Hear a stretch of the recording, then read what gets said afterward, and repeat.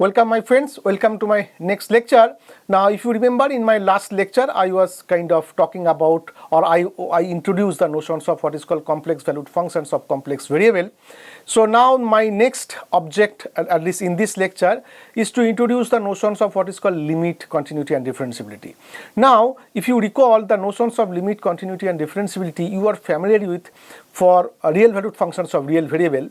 So the question is, can I kind of extend those concepts in the context of complex valued functions of complex variable, and you will see that yes, you can do that. Similar kind of concept you can extend in the context of complex valued functions of complex variable with an appropriate kind of notions.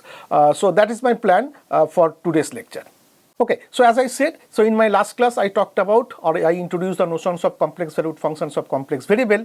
Now let's see what is the notions of limit of functions. Okay, now you just recall, so like for example the notions of limit for real valued functions of real variable. And what is that? If you remember, if I have a function say from real line to real line, and if I want to make sense or limit x approaches to x naught, f of x is equal to say a, some real number, you just recall that to talk about the limit of a functions, so at the point x naught I am talking about the existence of limit of f, right? So that means if x approaches to x naught, I want that f of x, my value of the functions, should approaches to where? Okay, now to talk about the limit, you do not need that my function should be defined at that point. Okay, so it is enough that x naught should be a limit point. That's enough to talk about the existence of limit of f at the point x naught. So this is the notations. So now this is means what? That means x approaches to x naught. That means if distance between x and x naught is very small, that means if it approaches to 0, I am saying that if the limit x approaches to x naught, f of x is equal to a, then value of the functions or distance between fx and fa, this is also should go to 0. So that means if x approaches to x naught, then value of f at x minus a, that is also approaches to 0. That means f of x should approaches to a. So that is the kind of idea, like if x approaches to x naught, then f of x approaches to a. So that is the meaning of the limit for real valued functions of real variable. But that will have a proper mathematical definition in terms of epsilon delta. And if you remember what is the definition, that means you can say that yes, given epsilon, I should have a positive delta if x belongs to the deleted neighborhood of my point x naught, then my value of the functions of f at x should also belongs to the epsilon neighborhood of my point a. So that's the meaning of epsilon delta definitions for the existence of limit. Now you see in real line, if I have 2 points, what is the distance? Absolute of real number, right? Similarly, if I have a complex planes, I already talked about the distance between two complex number. So therefore it is expected the same definition what you are familiar with in the context of real valued functions of real variable, I can extend in the context of complex case, just to replace the corresponding real modulus to the complex modulus. That's it. So therefore, in complex case or complex valued functions, the meaning of limit z approaches to z naught, f of z is equal to say some point w naught. What is the meaning? So again the meaning is same. If z approaches to z naught, then my functional value f of z should approaches to the point w naught. And what is the meaning? That means the distance between z minus z naught goes to 0 should implies the distance between f of z minus w naught, this should also goes to 0. But again, this is the kind of idea, but what is the proper mathematical definition in terms of epsilon and delta? That's exactly I have written. So let w is equal to f of z be a complex functions of complex variable z that is defined for all values z in some neighborhood of z naught. So if my function is defined in a neighborhood of z naught, then I can talk about the existence of limit of my functions f at that point. Now you see I have written except perhaps at the point z naught. So therefore to talk about the existence of limit, you do not need that my function should be defined at the point z naught. Even if my function is not defined at the point z naught, but still I can talk about the existence of limit at that point. Okay. Now look, so we say that f has the limit w naught as z approaches to z naught. That means this is the corresponding notations. Okay.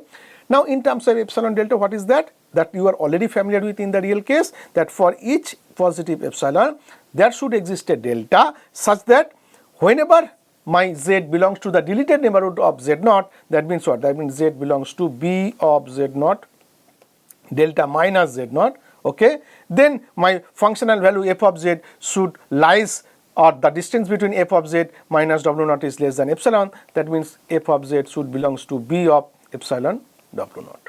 So that's the meaning, and we write it by this notation: limit z approaches to z naught, f of z is equal to w naught. Okay. So look, so I want the distance between f of z minus w naught. So as I said, you do not need the function should be defined at the point z naught. But whenever I will talk about later on the existence of or notions of continuity, there you need that you need one more kind of course the existence of limit should be there. But to talk about the continuity, I need to have the kind of existence of the value of f at that point. Okay, I'll talk about that when I'll talk about the notions of continuity. So this is, I tried to like keep it in the pictorial form. So this is my domain, like say in the z plane, and this is in the w plane. So what is going on? Suppose your functions is defined in a neighborhood of say z naught. So this is my z naught. Okay, and what I'm saying is that if this is true, that means if limit z approaches to z naught, f of z is equal to w naught, then I'm saying that, so this is the one. So if z is very near to z naught, then the corresponding, you have a right hand side w plane, you have a w naught, my functional value f of z should also approaches to w naught. So that is pictorially I tried to see. So that means this is means z approaches to z naught, then corresponding f of z approaches to w naught. Okay. So that means the same definitions what you are familiar with for real valued functions, just corresponding absolute of real number should be replaced by corresponding absolute of the complex number. That's it. Definitely everything will be same. Okay, so again I have written for your like understanding. So geometrically it says that, this says that each epsilon neighborhood, that means b epsilon w naught, that means all those w such that distance between w and w naught is less than epsilon, given a point w naught in the w plane. So therefore you have a z plane, this is my z plane, and this is my say w plane. Suppose this is my point w naught. So what it says is that, so take any epsilon neighborhood, okay, any epsilon neighborhood of my point w naught in the w plane, then there exists a deleted or punctured neighborhood, that means b delta z naught star. Star means that means this left hand side is strictly positive, that strictly greater than 0, that means the point z naught is not a point in that set. So therefore it says that in the w plane, if I consider a epsilon neighborhood of w naught in the z plane, there should exist a deleted neighborhood of z naught such that the functional value f of that set should fully contained in the epsilon neighborhood of w naught. So therefore it says that, okay, start with a neighborhood around the point w naught, say epsilon neighborhood, then there exists a point z naught, and of course not there exists a point. So start with the epsilon neighborhood of w naught, then we have the existence of one deleted neighborhood of z naught. So z naught point is not there with deleted neighborhood, then the value of the functions at that neighborhood should fully contain in b epsilon w naught. So that is another way you can interpret it. Okay, but there is a catch.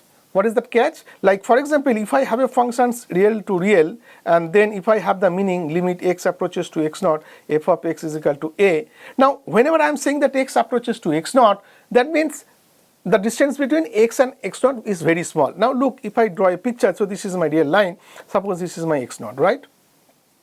Now x approaches to x naught means how many directions it approaches to x naught. So that means in real line we will have only two directions. Either it should come from like right hand side of x naught, that means in these directions, or it should come from the left hand side, that means in these directions. So that means you have only two possibilities in R where x approaches to x naught, either from right of x naught or from the left of x naught.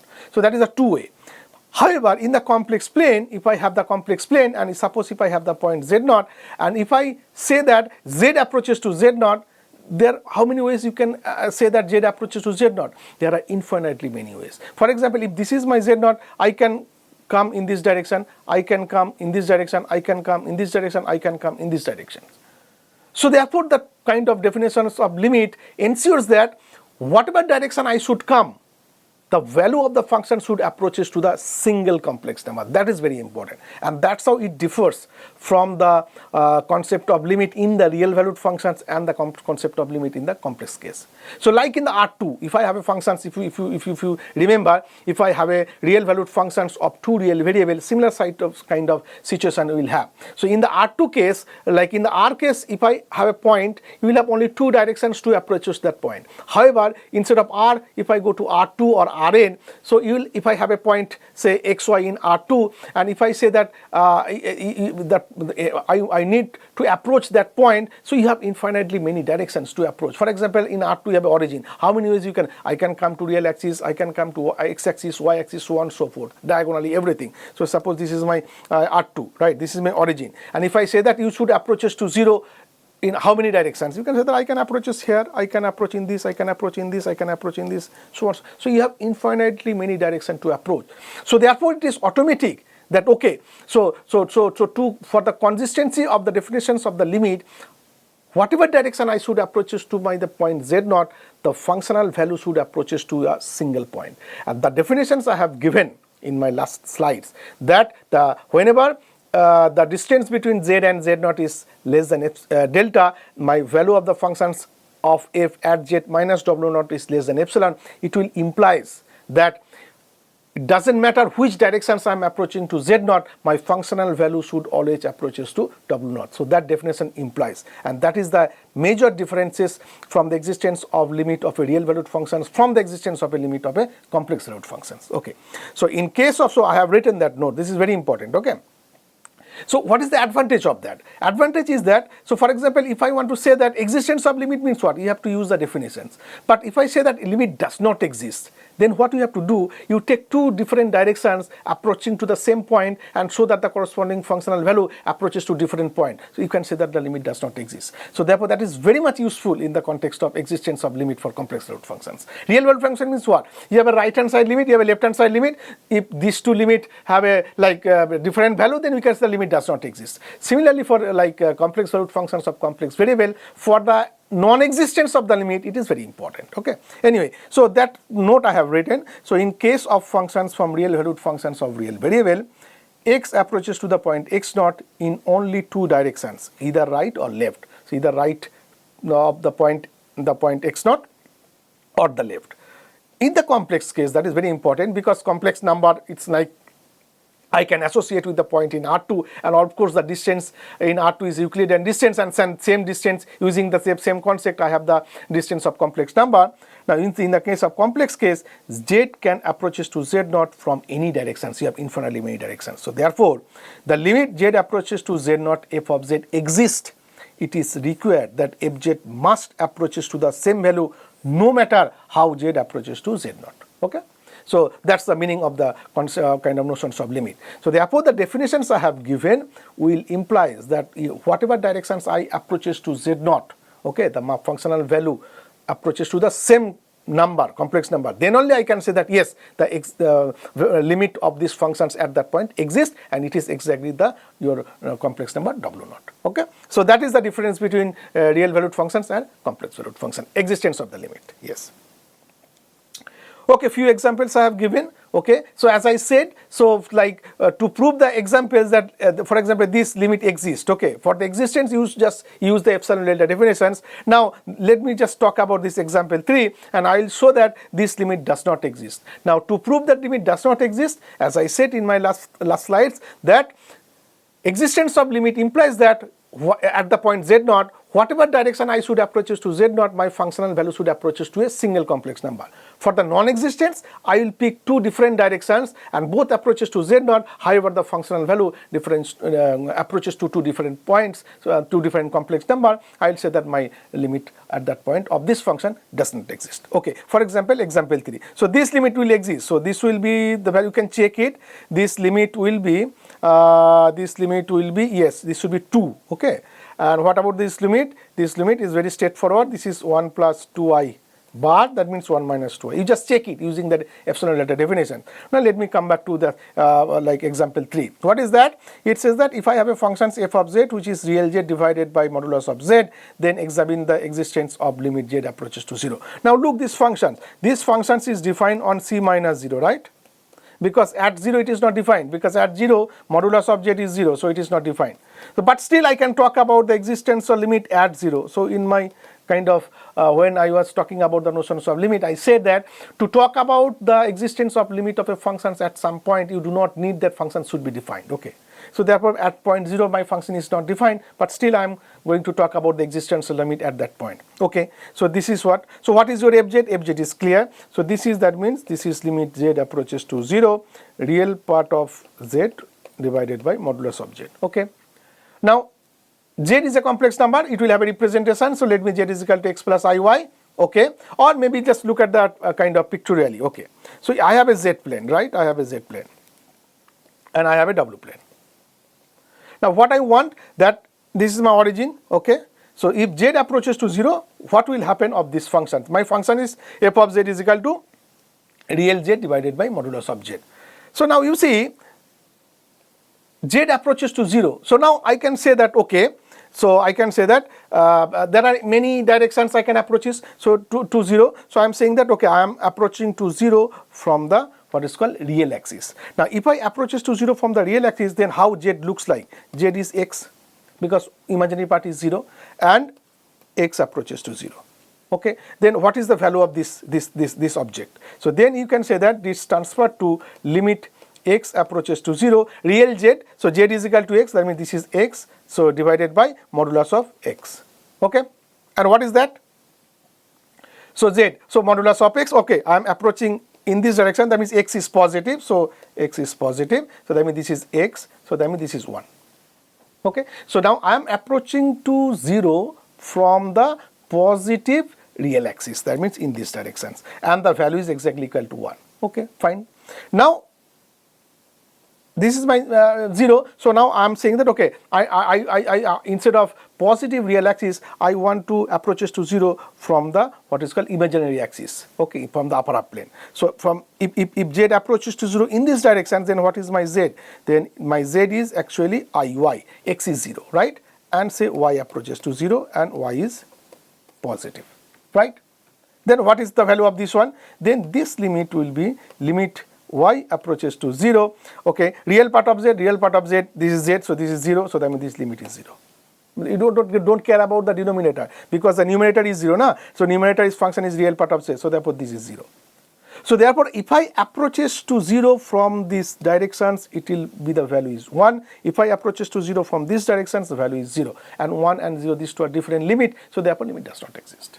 So therefore to talk about the non-existence of a limit, it is very like in the case of R2, like if I have a functions, real valued functions of two real variables, similar kind of phenomenon you might have seen. Like to talk about the existence of limit in R2 for real valued functions of two real variables, you can say that, okay, take two different directions and both approaching to the same point, but the corresponding functional value, they approaches to different number, then it will automatically implies that the limit does not exist. Because if the limit exists, whatever direction I should approaches to the point, the corresponding functional value should approaches to a single point. So that is very important. So therefore this limit does not exist. Okay.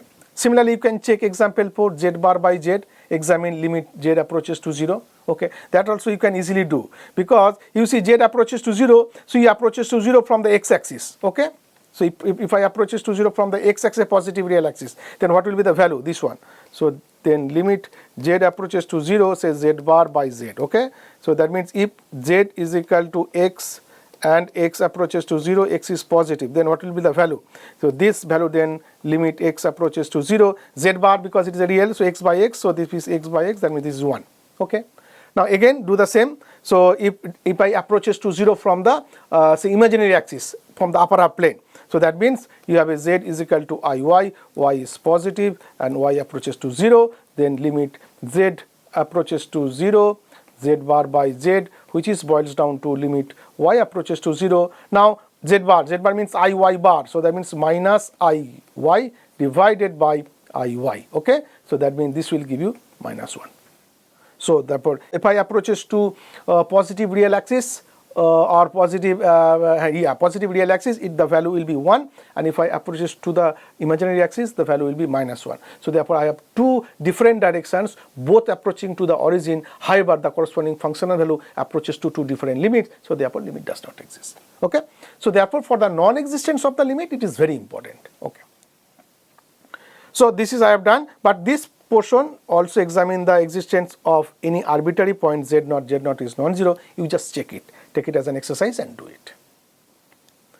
Okay, so now this kind of theorem you should expect, because whenever I talked about the kind of concept of complex valued functions of complex variable, I told you that for complex valued functions of complex variable, you can break into two parts, real part of f and imaginary part, and both real part and imaginary part, they are functions from R2 to R, and from R2 to R. So therefore the question is whether the existence of limit of f can I transfer to the existence of limit corresponding real part of f and imaginary part of f, and vice versa. And this theorem ensures you yes. For example, so let f be a functions, complex valued functions of complex variable, then I can write my f into u plus iv form, right? Where u is the real part of f and v is the imaginary part of f. And what is my u? U is a map from R2 to R, and v is a map from R2 to R, right? So now if I have a function f which is of the form u plus iv, if I write it, be a complex function that is defined in some neighborhood of z0, of course perhaps except the point z0, because I was talking about the existence of limit, then suppose the limit z approaches to z0 f of z, the limit exists, say which is w0, and since w0 is a complex number, I can break up into two parts, u0 plus I v0. Then look, if and only if the corresponding real part, that means the limit of u also should exist, and the value will be u0, and similarly the corresponding limit of v, that limit will exist, and the limit will be v0. And limit will exist means what? Z approaches to z0. Now z is equal to x plus iy, and z0 is x0 plus I y0. Now z approaches to z0 means what? The corresponding point xy in R2 approaches to x0 y0. Okay, so therefore if the limit of the functions f exists, and if the value is w0, which is of the form say u0 plus I v0, then the corresponding limit of real part of f and imaginary part of f, which is nothing but u and v, this limit exists, and the limit of u as xy approaches to x0 y0 is u0, and the limit of the imaginary part, that means limit of v as xy approaches to x0 y0, which is nothing but the imaginary part of w0, that is v0. And vice versa. So if the corresponding limit for the real part and imaginary part exists, and suppose the value is u0 and the corresponding value is v0, then my limit of the complex valued function will exist, and the corresponding value is nothing but u0 plus I times v0. Okay, so I am not going to prove that theorem, but this is kind of straightforward. You just have to use the definitions of the existence of limit, nothing else. Okay, if you use that one and use the epsilon delta definition, then this is very trivial to prove. For example, if I have suppose this limit and this limit is exist, then you can show that your f, which is u plus iv, right, and your say w0, which is u0 plus I v0, then what will happen? Then if I take the difference, say f of z minus w0, what is that? This is f of z means u of say xy plus I times v of xy, right, minus u0 plus I v0. Okay, so what is this? This is same as, you can write it back here. So this is actually, you can say that u of x comma y minus u0, okay, plus I times v of x comma y minus v0. But absolute, so this is one real number, this is one real number. So what is the absolute? So this is dominated by, you can say that this is lesser equal to, so this is, there are many ways you can do that. Okay, what is the absolute? So you can say that this is square root of u xy minus u0 square plus vxy minus v0 square, right? Now if z approaches to z0, or if xy approaches to x0, then z approaches to z0. Now if z approaches to z0, so that means I start with that. Suppose z approaches to z0, okay, that will implies xy, nothing but xy approaches to x0 y0.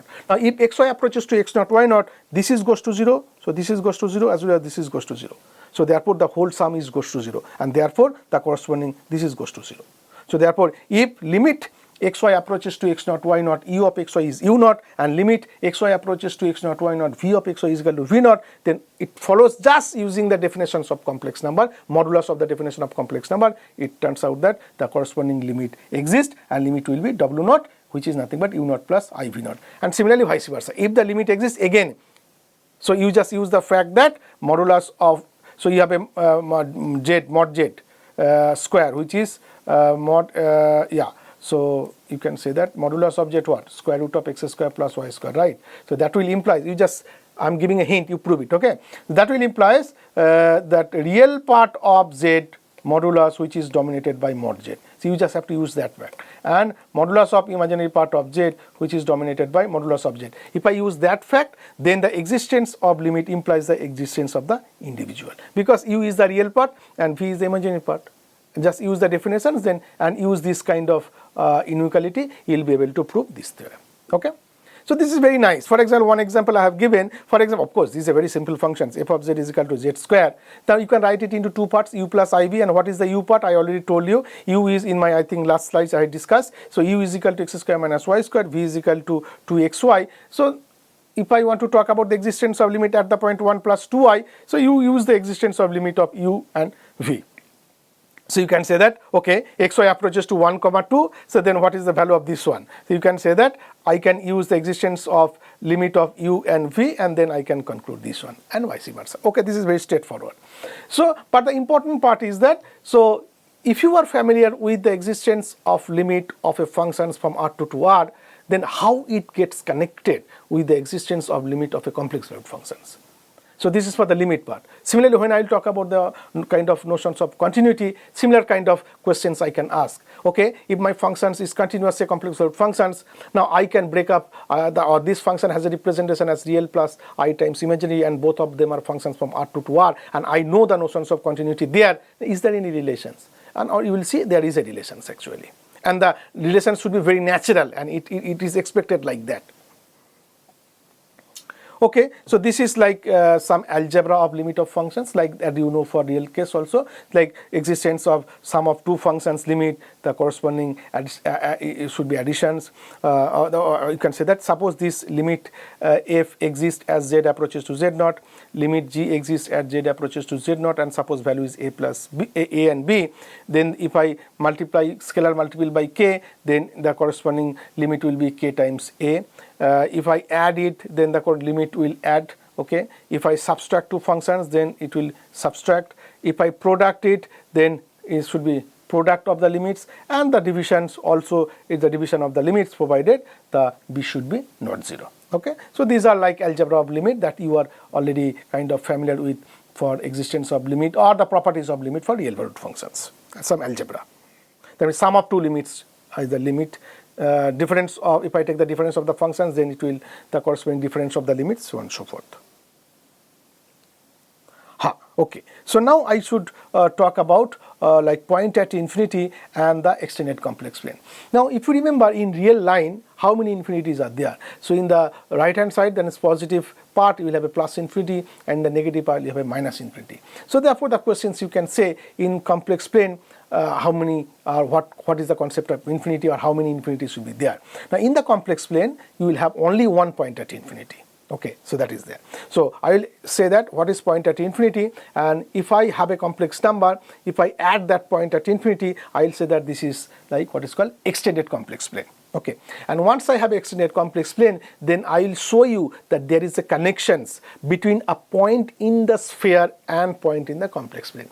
And via there is a map or via projections you can identify a point in the complex plane and point in the sphere, and that sphere is called the Riemann sphere, and the projection through that projections you can identify that projection is called the what is called stereographic projections. Okay, so for that I need to introduce what is point at infinity and the extended complex plane. Okay, so it is convenient, I have written it is convenient to include the complex number system C one ideal element which I am talking about, say point at infinity, which I denote it as the symbol infinity, and then I am considering the set C union that point at infinity, which I am saying C hat, and this is called the what is called extended complex plane. Now once I introduce a new symbol infinity, so I have to go through some kind of convention. This is my convention. What is my convention? If I take Z is in C, so if I add point at infinity from the right or from the left, whatever it is, or subtract, it boils down to point at infinity. If I divide the complex number, it becomes 0. If I take a non-zero complex number, then if I product with the infinity symbol, it is again infinity. If I Z divided by 0, it is point at infinity, and infinity times infinity is infinity. So that kind of conventions I need it to like in the rest of my complex analysis. So this is a new symbol, and I allow this kind of operations there. So expression of such like infinity plus infinity, infinity minus infinity, 0 times infinity and infinity divided by infinity are not defined since they do not lead a meaningful results. So I will not allow this kind of operations. So I will go through this kind of operations to talk about my complex analysis in my rest of lectures. Okay. So now I have a complex plane, I have a point at infinity with the following convention, then I am saying consider the set C hat, which is C union infinity, that I am saying as a extended complex plane. Now I will talk about there is a connections from of the extended complex plane, that means C hat, with a point in the sphere, and that sphere is called the Riemann sphere, and the corresponding identification, that means through a projections you can identify, and that projection is called what is called stereographic projections. Okay, so as I said, so I think I should stop here, because to talk about the connections between extended complex plane and Riemann sphere, I need kind of some extra time. So I think this is enough for this lecture, and next lecture I will talk about the connections between extended complex plane and Riemann sphere. Thank you.